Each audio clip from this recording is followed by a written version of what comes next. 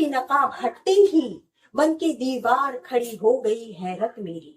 बड़ी हैरत की बात है कि जनता की आंखों पर धार्मिक नकाब चढ़ाकर चंदे की दुल्हनियां सजाकर बड़े आराम से साहिब चले जा रहे थे।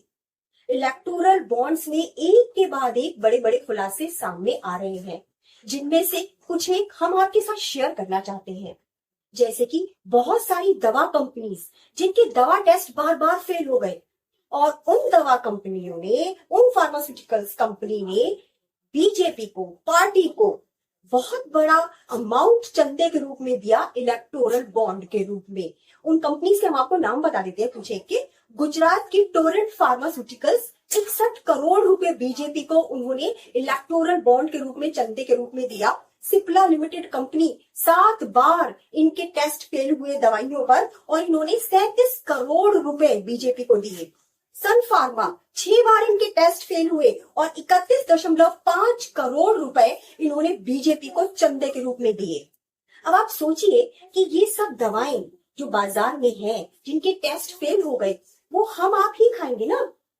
वो नकली भी हो सकती है, वो खराब भी हो सकती है, वो ऐसा भी हो सकता है कि हमारी सेहत पर कोई भी असर ना डाले, हमारी बीमारी को ठीक ना करे, और ऐसा भी हो सकता है कि उनको खाकर कोई अल्लाह मियां को प्यारा हो जाए और उनके खिलाफ कोई भी कार्रवाई सिर्फ इसलिए ना हो क्योंकि उन्होंने सरकार को चंदा दिया है। तो क्या ये धर्म संगत है? आपको याद होगा उत्तराखंड में एक सुरंग गिरी थी जिसमें लगभग 41 मजदूर फंस गए थे और बड़ी मुश्किल से उनको बाहर निकाला गया था।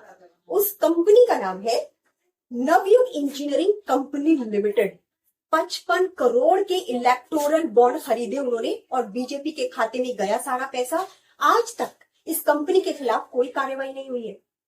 इसके अलावा रंजीत बिल्डकॉन नाम की एक कंस्ट्रक्शन कंपनी जो कि अहमदाबाद में एक फ्लाईओवर बना रही थी, अंडर कंस्ट्रक्शन था ये फ्लाईओवर, और ये फ्लाईओवर गिर गया।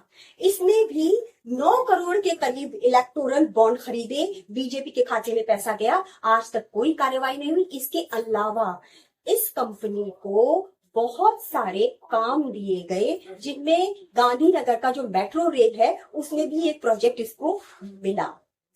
ये जो प्रोजेक्ट्स मिलते हैं, जो टेंडर निकाले जाते हैं, इनमें भी पॉलिसीज में फेरबदल कर दिए जाते हैं ताकि अपने खास आदमियों को फायदा पहुंचाया जा सके। और इसका बहुत बड़ा जीता जागता उदाहरण है रफेल। HAL जैसी पब्लिक सेक्टर कंपनी को दरकिनार कर दिया गया और अनिल अंबानी को ये प्रोजेक्ट दिलवा दिया गया विदाउट एनी एक्सपीरियंस। तो क्या ये क्विड प्रो को के तहत किया गया काम नहीं लगता? यानी एक हाथ दो और एक हाथ लो।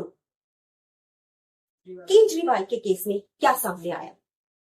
एक घोटालेबाज अगर इलेक्टोरल बॉन्ड खरीद कर सरकार को दे देता है, बीजेपी को पैसा दे देता है, तो वो साफ पाक हो जाता है। और वही घोटालेबाज नाम ले देता है केजरीवाल का, जबकि केजरीवाल के खिलाफ अभी तक CBI, ED या फिर दूसरी किसी भी बड़ी एजेंसी को कोई सुराग नहीं मिला है, फिर भी उनको ED अरेस्ट कर लेती है।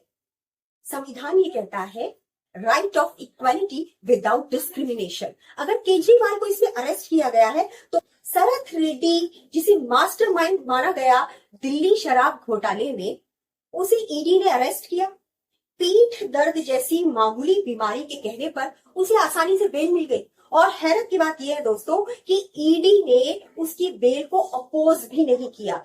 बेल मिलते ही, बाहर आते ही उसने बीजेपी को लगभग 60 करोड़ का चंदा दिया इलेक्टोरल बॉन्ड के रूप में, और वो गवर्नमेंट का अप्रूवर बन गया। उनके कहने पर, यानी शरथ रेड्डी के कहने पर, केजरीवाल को ED ने अरेस्ट कर लिया। अब शरथ रेड्डी ने अगर 100 करोड़ रुपए उनके कहे अनुसार, जो अभी बरामद नहीं हुए 100 करोड़ रुपए, कोई भी प्रूफ नहीं मिला है केजरीवाल के खिलाफ, उस 100 करोड़ रुपए के लिए जब केजरीवाल को अरेस्ट किया गया है, तो जो 60 करोड़ रुपए बीजेपी के खाते में आए हैं, और जो जब जाहिर है अब बीजेपी के खिलाफ ED को एक्शन नहीं लेना चाहिए। लाखों करोड़ों रुपए का लोन बड़े बड़े पूंजीपतियों का माफ कर दिया जाता है। अडानी जैसे धन कुबेर का इतना सारा पैसा माफ करने की क्या जरूरत है बीजेपी को?